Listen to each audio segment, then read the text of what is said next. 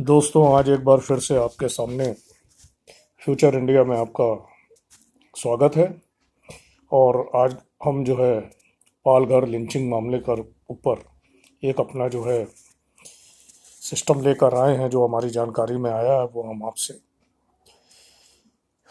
Share करना चाहते हैं, साझा करना चाहते हैं। मुंबई से 125 किलोमीटर दूर पालघर के पास गढ़ चिंचले गांव के पास दो साधु कल्प वृक्ष गिरी और सुशील गिरी महाराज और उनके चालक नीलेश तेलंगने का बर्बरतापूर्वक मर्डर कर दिया गया। और मारने वाले लोग कोई नहीं और नहीं, वहीं के गांव के हिंदू लोग थे। जैसा कि आज के अखबार में जानकारी में जो आया है, वो कोई भी हो सकते हैं। जो मैंने पढ़ा मैं उसके विषय में बता रहा हूँ। बताया ये जा रहा है कि उसमें से कोई भी मुसलमान नहीं निकला, वो सब हिंदू थे। सुनने में ये भी आया है कि केवल एड्रेस पूछने की वजह से, कि उनको जाना था, रास्ता आजकल जो है बंद है, जानकारी ना हो सकने की वजह से गांव के कुछ बच्चों से एड्रेस पूछा। बच्चों ने कहा भी बताते हैं, कहकर वो गांव की तरफ भागे और देखते ही देखते गांव में बड़ी भीड़ का हुजूम इकट्ठा हो गया। इसमें करीब 100-125 लोग थे। बताते हैं कि उन्होंने उन्हें बच्चा चोर समझकर बेरहमी से मारा और उनका जो है ब्रूटली मर्डर कर दिया। वहाँ पर 2 सिपाही भी मौजूद थे। वो बड़ा उन्होंने उनके सामने गिड़गिड़ाया, लेकिन सिपाही स्वयं अपनी जान बचाने के चक्कर में आ गए, क्योंकि गांव के लोग उनको भी जो है मारने के मूड में आ गए थे। किंतु जान पहचान होने की वजह से उन पुलिस वालों को बख्श दिया गया, जैसा कि रिपोर्ट से जाहिर है। अब यहाँ पर पालघर लिंचिंग मामले पर अर्णब गोस्वामी की जो राजनीति है, ये बड़ी गलत देश में संदेश लेकर आई। इन्होंने सोनिया गांधी को सीधे डायरेक्ट इटली वाली सोनिया गांधी बोलते हुए लोगों के बीच में वैमनस्यता भड़काने का काम करते हुए ये बताया कि सोनिया गांधी ने इस पर अपना बयान क्यों नहीं दिया। ये इटली वाली सोनिया गांधी है और इसने महाराष्ट्र में अपनी सरकार होते हुए 2 साधुओं को मरवा डाला, और सोनिया गांधी ने इस पर अपना कोई भी बयान नहीं दिया। पहली बात तो अर्णब गोस्वामी जी, मैं आपको ये बताना चाहता हूँ कि बयान देना या ना देना, ये राजनीतिक पार्टियां हैं, ये इनके अपने स्वयं के आत्मज्ञान पर निर्भर करता है कि हमें बोलना है या नहीं बोलना है। और आप किसी को प्रेशराइज्ड नहीं कर सकते हैं कि आपको ये बयान देना है और हमें ये बोलना है। ऐसा कैसे पॉसिबल है। और फिर दूसरी बात ये है कि इटली वाली आपकी जो है कैसे हो गई सोनिया गांधी, ये तो ब्याह कर आई हैं और नंबर 1 में आई हैं। और किसी भी घर में कोई भी बहू बेटी ब्याह कर अगर कहीं विदेश जाती है या विदेश से ब्याह कर हिंदुस्तान में आती है, तो जो उसका ससुराल होता है वही उसका मायने रखता है। तो सोनिया गांधी को ब्याह के आए हुए करीब करीब 40-45 साल हो चुके हैं। थोड़ी सी अगर आप अपनी अकल और बुद्धि खोले तो आपको ये समझ में आ जाएगा कि मतलब अब वो भारतीय मूल की निवासिनी है। तो लिहाजा हमें किसी को हर्ट करने की कोई आवश्यकता नहीं है। ये इटली वाली सोनिया गांधी है। और हिंदुस्तान से मैं आपको फिर से एक बात बता देना चाहता हूँ कि हिंदुस्तान से सोनिया गांधी जी का अटूट रिश्ता है। और विरोधी होना कोई गवाह मतलब गुनाह नहीं है। विरोधी होना गुनाह नहीं है। आज की डेट में सोनिया गांधी जी कांग्रेस की फिर से जो है अध्यक्षा हैं और लीडर हैं, और विरोध में मतलब विरोधी हैं किसकी? बीजेपी की, रूलिंग पार्टी की। ठीक है। और हर पार्टी का विरोधी ग्रुप होता है और हर एक की अपनी अपनी कम मतलब जो है सोच समझ और दिमाग होता है कि उसको क्या बोलना है और क्या नहीं बोलना है। और दूसरी बात, आपने हिंदू पैनलिस्ट से जो है अर्णब गोस्वामी जी जो सवाल पूछे, क्या हिंदू होना गुनाह है? क्या कभी किसी ने किसी हिंदू से कहा है कि आप हिंदू हैं और आप गुनाह है? सबसे ज़्यादा हिंदू इस देश में 110 करोड़ के लगभग है। 25 करोड़ की बची जनसंख्या में आपके मुसलमान आते हैं, सिख आते हैं, जैन आते हैं और अन्य बिरादरियां भी आती हैं।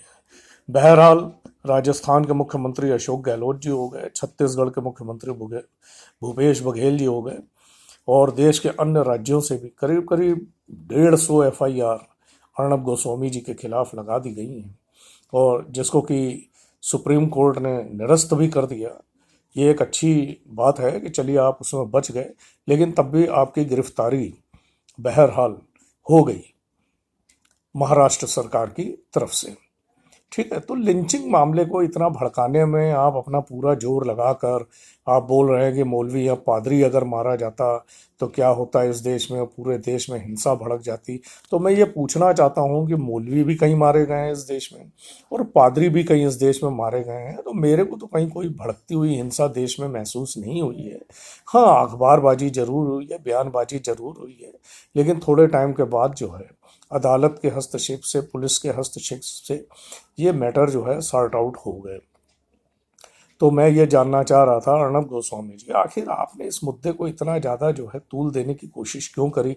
फिर आप ये कह रहे हैं कि आपके ऊपर जो है हमला हो गया।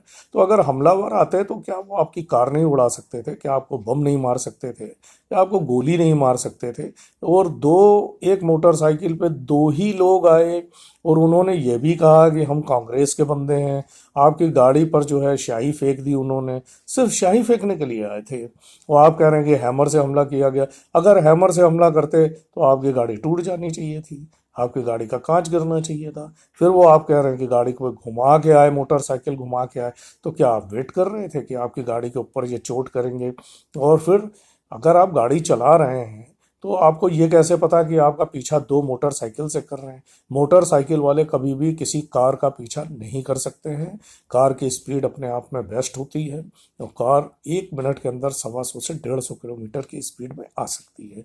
और आप तो वैसे भी 383 करोड़ की प्रॉपर्टी के मालिक, जो कि नंबर 1 में है, और 250 करोड़ रुपए का आपका जो है रिपब्लिक, मतलब जो है आपका इंडिया का जो आपका रिपब्लिक भारत आपका चैनल है, इतने पैसा लगा हुआ है और आज की डेट में आप 1500 करोड़ की प्रॉपर्टी के मालिक हैं, जो लगभग जो है जैसा जानकारी में जो आ रहा है वही मैं बता रहा हूँ। तो इतना, एक तो आप इतने पैसे वाले आदमी हैं, उसके बाद आपके पास 6 गनर हैं, ब्लैक कैट कमांडो जिसको बोलते हैं, उसके होते हुए आपके ऊपर अटैक हो जाए और दो लड़के आपकी पीछे, मतलब जो है जो आपके ब्लैक कैट कमांडो हैं वो आपके पीछे चल रहे हैं, और चलने वाले कमांडोज ने जो है गाड़ी 100 की स्पीड से चलाने वाले, और 100 की स्पीड से आप, और इतनी स्पीड में चलती हुई गाड़ी के ऊपर हैमर से दो लड़कों का हमला कर देना, बिल्कुल बेवकूफ़ाना सी बातें आप करते हैं, जिस बात का ना कोई आगे से तुक है ना कोई पीछे से तुक है। लिहाजा मैं आपसे ये कहना चाहता हूँ अर्णब गोस्वामी जी, यदि अगर आप अपनी इज्जत चाहते हैं तो दोबारा इस तरीके की हरकतें ना करें।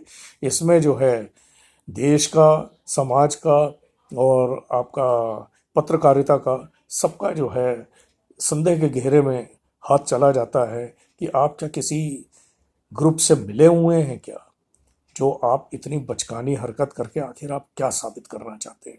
इस बात को जो है मैं समझ नहीं पाया हूँ, लिहाजा ये गलत है। और मैं आपसे ये कहना चाहूँ, अगर आप छूट जाते हैं और आपकी जमानत हो जाती है तो लिहाजा दोबारा ऐसी जो है गंदगी वाला काम ना करें, क्योंकि आपकी हिंदू समाज में बड़ी अच्छी आपकी इज्जत है, तो वो अपनी समाज को बना कर रखें। पूछता है भारत को, थूकता है भारत में ना बदलिए, क्योंकि ऐसा ना हो कि कहीं आने वाले टाइम में लोग आपके चैनल को देखते ही कहें थूकता है भारत, तो वो वाला काम ना हो, लिहाजा इस तरीके का काम ना करें। आगे मैं आपको फिर से ये बताना चाहता हूँ कि कुवैत में 1658 कोरोना पॉजिटिव मिले हैं, जिसमें से 924 भारतीय हैं। आपको बता दूं, अप्रवासी भारतीयों में करीब 26,000 अप्रवासी भारतीय इस समय कुवैत में लगभग काम कर रहे हैं, जिसमें से अच्छी खासी हिंदू बिरादरी भी है। उसमें से 924 भारतीय, कुल 1658 में से 924 भारतीय जो हैं वो कोरोना पॉजिटिव मिले हैं, लेकिन वहाँ की सरकार ने इसमें कोई भेदभाव नहीं किया है। और कुवैत इंटरनेशनल फेयर कंपनी के वाइस प्रेसिडेंट अब्दुल रहमान अल रसर मीडिया को ये बताते हुए बताया कि ऐसी कोई सी भी बात इस समय देश में उनके नहीं है कि जहाँ पर कोई नफ़रत का माहौल पैदा किया जा रहा हो।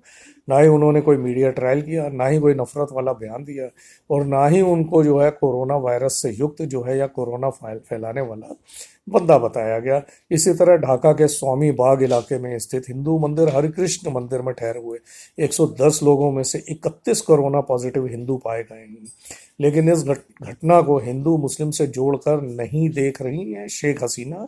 इस बात का भी ध्यान कर लें। और कहीं पर भी, मतलब बांग्लादेश में हिंदुओं को कोरोना वायरस को फैलाने वाला नहीं बताया गया है, बल्कि उनको बहुत अच्छे हॉस्पिटल्स में भर्ती कराकर उनका इलाज कराकर, बहरहाल मंदिर तो सील कर दिया गया है, हटा दिया गया वहाँ से सभी लोगों को।